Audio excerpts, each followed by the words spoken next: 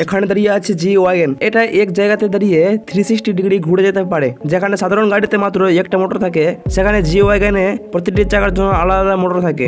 এই 4টি মোটরের কারণেই এই জি টার্ন সম্ভব হয়। অ্যানিমেটেড অফ শুভকে ফলো করে 3D অ্যানিমেশনের সাহায্যে বুঝে যাও যে কিভাবে জি ওয়াগন এর এই জি টার্ন কাজ করে। প্রথমে বোঝো সাধারণ গাড়ির সিস্টেমটা। একজন মিডল ক্লাস মানুষের গাড়ি হয়তো এমন, যেখানে হয় সামনের চাকা গাড়িকে টেনে নিয়ে যায় বা পেছনের চাকা ঠেলে চালায়। যে গাড়িতে সামনের চাকাগুলো চালিত হয় তাকে বলে ফ্রন্ট হুইল ড্রাইভ, আর পেছনের চাকাগুলো চালিত হলে সেটা হয় রিয়ার হুইল ড্রাইভ। এমনকি থারের মতো 4x4 গাড়িতেও একটাই মোটর থাকে যেটা 4 চাকার মধ্যে শক্তি ভাগ করে দেয়। কিন্তু জি ওয়াগনে আছে 4টা আলাদা মোটর, প্রত্যেকটি চাকার জন্য একটি করে। আর এই মোটরগুলোর সাহায্যে জি ওয়াগনের এক জায়গাতেই দাঁড়িয়ে থেকে পুরো 360 ডিগ্রি ঘুরে যেতে পারে। এটাকেই বলে জি টার্ন। ধরো গাড়িতে যদি বাঁ দিকে ঘোরাতে চাই, তাহলে বাঁ দিকের 2 চাকা পেছনের দিকে ঘুরবে আর ডান দিকের 2 চাকা সামনে। এর ফলে কি হবে যে জি ওয়াগন নিজের চারপাশে ঘুরতে থাকবে, ঠিক যেন নাচছে।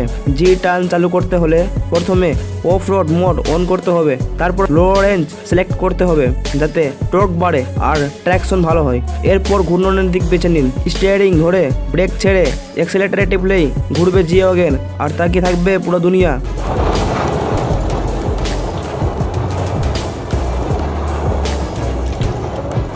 এরকম 3D অ্যানিমেটেড ভিডিও দেখতে সাবস্ক্রাইব করুন।